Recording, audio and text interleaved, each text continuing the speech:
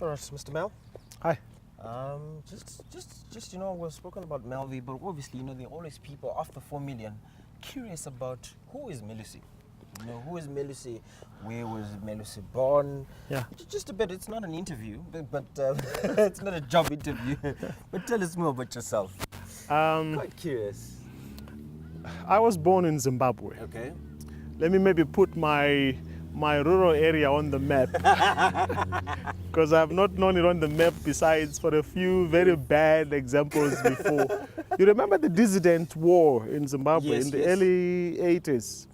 Jombe was in the map. All right, yes. For the Guaselas and all those guys. I think you were young by then. The Ntinis as well. So Jombe was known for an area with dissidents or whatever. But there are many things that it's known for. So I come from the Midlands, Jombe, which is just outside Kwekwe. Yeah. That's where I was born, headed cattle in the plains, in the hills. That's a very hot place, I must say. Very hot. Yeah. It's a pastoral area, so people there keep a lot of cattle, sheep and goats. I grew up there, did my grade 1 and 2 at Fafi. Fafi school. Is it still alive? It's still there. And now they have a secondary. Oh, really? Yeah, they built a secondary. And, not far from Rio Tinto, so those who've gone to Rio Tinto. Rio Tinto was a very expensive school. Yeah. But then I left Fafi and my father said because of the uncertainties of the rural life, the dissidents and all of that, he then... Too much drama going on there. Yeah. He then took us to Harare. So I then came into Harare to start my grade 3. Okay. I went to Glenview 2 primary school, did my grade 3 there. Then a new school was opened not far from where we lived in Glenview, which was Glenview 7 primary. So that's where I went for my rest of my primary. Okay. And then my high school, I also did it in Glenview as well. Oh, okay. All right, Glenview 1 High, so I'm a township boy. Yeah, clearly. Then I went for my high school at Harare High. Okay, all right. Tata Kukumbare, Bare, those who know Zimbabwe. So we used to walk the streets of Bare. The Bare boys. Then after that, God blessed me, I passed all my academics and I went to university. Okay. So I started at the University of Zimbabwe, and then after that got married, then had a family. I left, went to the UK, did some postgrad studies, and then came back to South Africa. So I've been in South Africa since 2004. Oh, okay. All right. 2005. Yeah, that's been a while. Yeah. And then, did you ever see yourself starting a media production? My friend, if you asked the journey, me, yes, I never planned this. God planned it. If I say I ever planned it, I'll be lying. But one thing I know. When my parents gave birth to me, they had a vision. They had a dream. They said, something big is going to happen in your life. And I have my mother narrate that dream actually in one of the videos I captured. This is private library. No, it needs to be out. No, we need to take it out sometime. One day we will. We will. But I never saw myself. But one thing I can tell you, I was very artistic. I still have portfolios of my paintings and my drawings. You're joking. Yes, I still have them. If you ask Wayne, he's been trying to poach them. So I've had a lot of Wayne, you talent. Should keep those. You should keep them actually. Sell them later. Yeah. So drawing has been my talent. Yeah. So I guess I exchanged the pencil. With the lens. The skills are the same, and so. I thank God. He's just used what I have, and it comes easy for me to compose certain things. Because I understand how light works, and the dimensions and perceptual fields and whatever. That comes natural to me. So it was easy for the Lord to then switch just lower you into this. So many things that people have gone to school to learn about, for me, they come natural. They do. But of course, I've had someone mentor me and help me, so it along those lines. And it's always good to actually just acknowledge and use the talents that God has given you. Very true. And not take it for granted. And I think that was very actually wise. That's God in His wisdom. Absolutely. Yeah. And the journey, just the MelVee journey, how has it been though? How has it been though? Like, no filter. Everything out on the table, no filter. Literally, how has it been? Like it's all roses when the video comes out, when you watch it, But like, what actually goes down behind the scenes? Like, how has it been, literally? I am reminded of this story of this young man who looked at this guy who had this great anointing on him, and he was preaching, he was delivering people. And this young man came to him and said, "Sir, I would like you to pray so that I can get the same anointing that you have." And the pastor said, or the bishop or whatever said, "Are you serious?" So he says, "Kneel, I'll pray for you." So he was praying. He says, "Lord, cause this young man to be a drug addict. Cause this young man to be rejected by his family. Cause this young man to lose his job." The boy said, "No, Stop. I didn't ask for that." The bishop says, "Don't envy my unction because you don't know what God has brought me through." Exactly. So what am I saying? It's not been easy, Njabulo. It's not been easy. You've got to be prepared to be seen to be a bad person. The people you think are friends and colleagues that you would expect them would understand and walk with you this journey, and nowhere to be found, would become the same people who drag you down or even actually topple you. So I've had to deal with situations like those. I think, hindsight now, looking back, there's a statement we say in Shona, Kikadafi, Kuriambu service. So some of these problems that came through and I've had to deal with them actually helped me to improve. To even go further. Some of the things we're doing and to do them even much better. So if you ask me, I don't hate anyone who did whatever they did. They actually helped us to fall into the calling, as it were. And so we have had a lot of challenges, and one thing I've resolved I will do is, if people are not seeing your vision, don't fight them. No, it's a waste of time. Don't fight people when they don't see where you're going. I like this statement not because I love the brand. There's a brand that says keep walking. Keep walking. Yes. Yeah, remember, keep walking. So keep walking. If you the journey is long. If you know where you're going and you know where God took you from and where He's taking you to, keep walking. And some of the people who actually were against this have become some of our best supporters. And they are part of this. And that's what God does. Always comes out like that. That's what God does. Ends up like that. Yeah, so opposition is normal. In fact, for you to move your step, the back leg has got to exert pressure on the ground.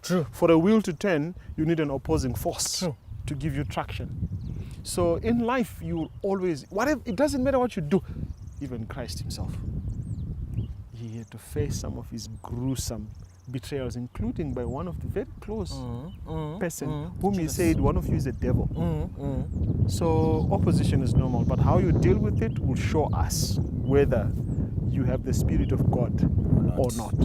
So I'm hoping we have demonstrated that in doing this work we will. And you know what I actually love about how those whole entire talk or discussion or interview, however you want to call it, has been going. You have not stopped saying, "Lord, Lord, Christ, Christ, yes, Christ, yes, Christ, it's true. this. He has done this for me." And then I appreciate that, many times when people have reached a certain level, or now that your viewers are getting more and more and more, you've not said, "I have done this, I have done this," True. and Very true. I appreciate that. Yeah. And not many people have understand that whole concept of Guti. It's really not about you, and and I genuinely appreciate it and acknowledge that, and I've actually picked it up that you have refrained yourself from this entire thing and just put Christ as a centerpiece.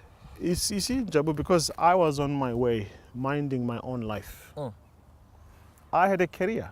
I didn't even tell you what I came into this country to do. I became one of the very youngest executives in a company that was over 50 years, one of the leading African development companies. I became their head of programs at a mere less than 30-something years. Very young. And even when I came into that job, people were like, What can you put on the table? Child, I remember in Kenya, someone asking me, "You're so young, how come you got this job?" It so happened on that day that I had a Bible in my backpack. It was still brand new with the Spirit of Prophecy comments. And he was a Muslim guy. So I had to take the Bible out and I said, "Do you know this book?" He says, "Yeah, that's a Bible." I said, "Do you know the author of this book?" Because that's the guy I know. And that's the one who opens doors that I don't deserve. So I was minding my way, doing my work, just like Moses was in Egypt, having fun. Having a blast. Life is going well, everything. But then God knocks you right in your forehead. And he has to force you to stand back and say, oh, what's going on? So the startup of MelVee was never my idea. It was a clear voice that God said, this is what I want you to do. And God made the vision very clear. And I didn't just run with it. True. I went to a couple of people. I remember speaking to Pastor Choga. He was then with the SID, and I said, Mfundis, I went to his house and I said, this is something we would like to start and do, and what do you think about it? And he gave me a comforting word. And it's not only him. There are many other pastors in my church, in the circles where I go to, that I have shared the vision of what we are trying to do. And they've said, this is only, this spot on.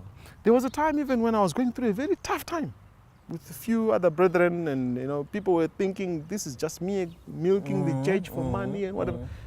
And months later, this pastor, very senior pastor in the church, came and said, Ndhlalambi, we now know that it's not about you but about God. Because if it was about you, it was gonna be you would have packed up the cameras and sold this thing and and sit back. So we didn't stop because we are not accountable to men. True. I'm accountable to the one who called me. Absolutely. When Jesus will come, he will ask me, what have you done with the work I've given you, the task that I've given you? So will I go there and say, because Njabulo did this to me? I then stopped. And that's when God will say, so you never trusted that I will see you through. So that's why I love the statement by Wintley Phipps. And I want to just wrap up this talk. It's a long journey. Yeah, absolutely. After this, you and I are going to walk this talk. You're not going to run away. This time you're not. I can't. Viewers, you heard. He's on I can't. I want to finish. What has carried me from day one is a song sung. There are two messages, maybe three. A song sung by the Gaithers called Daystar. Daystar Shine Through Me. So for me. Is it online? It's online. Okay, cool. Yes, I'm sure if you search Daystar, the Gaithers, it's sung by a couple of other groups. It's a song that says Jesus is the Daystar and let him shine through me. That for me is one message I would like to try as much as possible, that it's not about me. Yes, I'm involved, but it's not about me. It's about Christ. Absolutely. So if you fight me or you resist me, you're wasting your time. You're not resisting me, but my Father.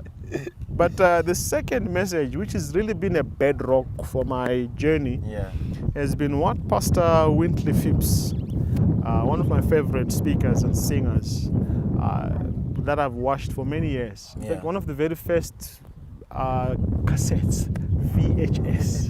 The ones you put a pin and you roll. Or you rewind, you watch it, then you rewind it. I had those. One of the first videos I bought when I went to the US was Pastor Wintley Phipps. Later on, I found a statement he wrote, and it's really carried me. He says it is often in the, I will just say it the way I still remember it. It was often in the private, quiet crucibles that your noblest dreams are born. And God's greatest gifts are given in compensation for the suffering and the loss you've been through. Oof, that's profound. It is That's deep. profound.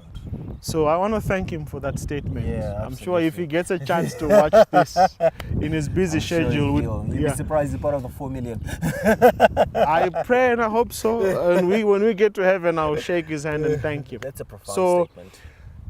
It's about Christ being seen in us and him birthing the visions that he has endowed us with. And so the challenge for everyone, including yourself, and everyone who's watching is, how are you embracing the purpose for which you were born? I believe I am the stock for this time. Absolutely. You are the stock God needed. Your genes, your mindset is for this time. For this time. So let's not let God down. It's your responsibility to use. Yes. God could come himself, but he chooses to use you and me to be his. And what a privilege and an honor to know that God is using me. Amen. So I'll keep walking. Keep walking. Yes, thanks. Just lastly, I know I'm asking too much. I thought I'm done. No, lastly. One last one, and then, okay. and then we close this. Yeah. besides God carrying you every day, but obviously you also, as humans, we need other humans. Yes. Who also carries you on earth? That's a very good question.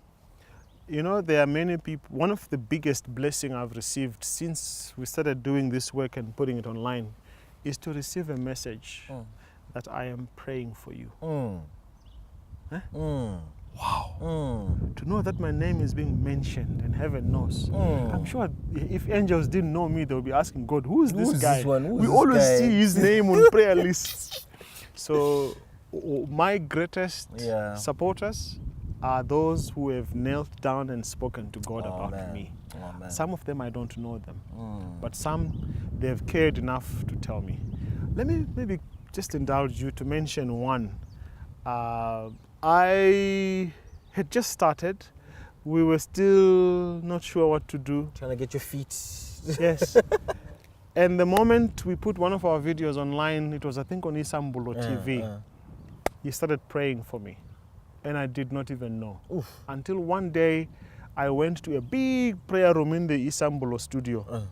And when he stood up and said, some of you know we have been praying for MelVee Productions. This is the guy behind MelVee Productions. And the whole house went, oh, Nkosi yami.